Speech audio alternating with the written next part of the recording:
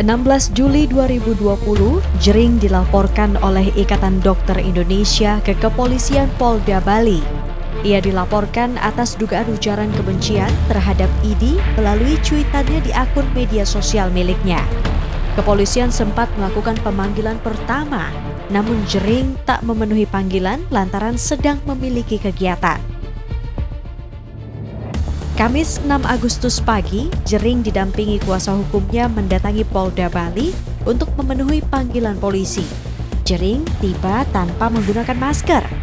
Jering menyebut tidak ada berniat menyakiti perasaan ID, melainkan bentuk kritikan yang muncul dari akumulasi empatinya terhadap rakyat karena dipersulit dengan prosedur rapid test sebagai syarat layanan di rumah sakit. Sepekan setelah pemanggilan kedua, 12 Agustus 2020, Polda Bali menaikkan status Jering dari saksi menjadi tersangka. Di Reskrimsus Polda Bali, Kombes Pol Yuliar Kusnugroho mengatakan penetapan tersangka dan penahanan Jering SID sudah dilakukan sesuai dengan SOP kepolisian. Jering akan ditahan selama 20 hari ke depan untuk pemeriksaan lebih lanjut. Jering SID disangkakan dengan Undang-Undang ITE dengan ancaman hukuman 6 tahun penjara. Seolah dokter itu tahun ini meninggal juga. Jadi konspirasi busuk yang di situ yang disampaikan oleh dari pihak Jering. Sehingga di sini kita sampaikan kepada ahli bahasa. Ada komentar-komentarnya di situ juga. Masih percaya juga ini bukan satu konspirasi.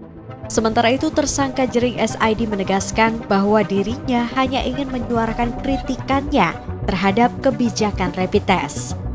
Tidak ada lagi ibu-ibu yang bersalin, yang melahirkan sampai kehilangan bayinya atau calon anaknya hanya gara-gara prosedur rapid test. Karena hal itulah yang membuat saya sampai protes kepada ID kemarin. Tim kuasa hukum dan keluarga Jering mengajukan penangguhan penahanan ke Polda Bali 2 hari setelah Jering ditetapkan sebagai tersangka. Kuasa hukum Jering menyebut mengajukan ayah dan istri Jering sebagai penjamin dalam penangguhan penahanan. Pihaknya menjamin Jering tidak akan melarikan diri, menghilangkan barang bukti, dan siap kooperatif jika dilakukan pemeriksaan. Penangguhan penahanan kami ajukan karena itu adalah hak dari tersangka. Kami ajukan dengan penjamin, Bapak sebagai penjamin, Bapaknya, Pak Wayan Arjono. Beliau adalah Bapak kandung dari JRX, dan kemudian penjamin yang kedua adalah Nora. Penangguhan penahanan yang diajukan tim kuasa hukum dan keluarga Jering ditolak oleh pihak kepolisian. Penolakan penangguhan penahanan ini memantik kekecewaan keluarga, tim kuasa hukum, hingga penggemar Jering. Bahkan, masa pendukung Jering SID mendatangi Mapolda Bali untuk memberikan dukungan kepada idola mereka dan menuntut kepolisian untuk membebaskan Jering. Aksi dukungan terhadap Jering dilakukan para penggemar dengan memasang baliho dukungan yang dipasang di sejumlah jalan protokol. Kamis 27 Agustus 2020, berkas perkara Jering dinyatakan lengkap atau P21 oleh Kepolisian Daerah Bali. Polisi kemudian melimpahkan berkas perkara ke Kejaksaan. Selama menjalani masa tahanan di Polda Bali, Jering menuliskan sebuah surat. Surat tersebut ia bacakan setelah berkas perkaranya dilimpahkan ke Kejaksaan. Sidang perkara dugaan ujaran kebencian dengan terdakwa Jering belum digelar.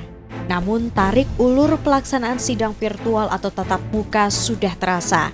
Kuasa hukum Jering secara lantang menolak digelarnya sidang secara virtual. Mereka menilai persidangan secara online merampas hak asasi dan hak konstitusi dari kliennya. Selain itu, secara teknis, pelaksanaan sidang online sangat memberatkan. Permohonan pelaksanaan sidang secara tatap muka yang diajukan tim kuasa hukum Jering ditolak oleh Pengadilan Negeri Denpasar. Ketua Pengadilan Negeri Denpasar menyebut selama masa pandemi, persidangan dilakukan secara online untuk terdakwa yang ditahan. Setelah menjalani sidang secara virtual, akhirnya Pengadilan Negeri Denpasar menggelar sidang Jering secara tatap muka. Hal ini dilakukan sesuai dengan aturan atau tata cara pemeriksaan saksi pada Undang-Undang Hukum Acara Pidana Nomor 8 Tahun 1981, di mana saksi akan diperiksa satu persatu untuk menghindari kebocoran informasi. Sementara itu, meskipun berlangsung secara tatap muka, sidang akan tetap berjalan sesuai dengan protokol kesehatan COVID-19.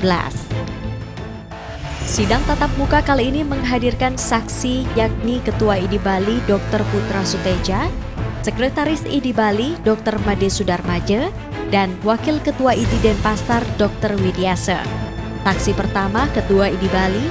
Saksi pertama Ketua ID Bali, menurut saksi postingan jering ini melemahkan mental dan semangat para dokter serta garda terdepan yang bertugas menangani COVID-19. Sementara itu, kuasa hukum terdakwa menyebut ketiga saksi di dalam persidangan mengakui telah menjalankan rekomendasi dari WHO. Namun, ID tidak melakukan koreksi terhadap banyaknya berita ibu yang menjadi korban rapid test dalam persalinan. Kuasa hukum jering juga keberatan atas legal standing Ketua ID Bali yang dinyatakan menjadi korban. Tim Liputan Kompas Dewata.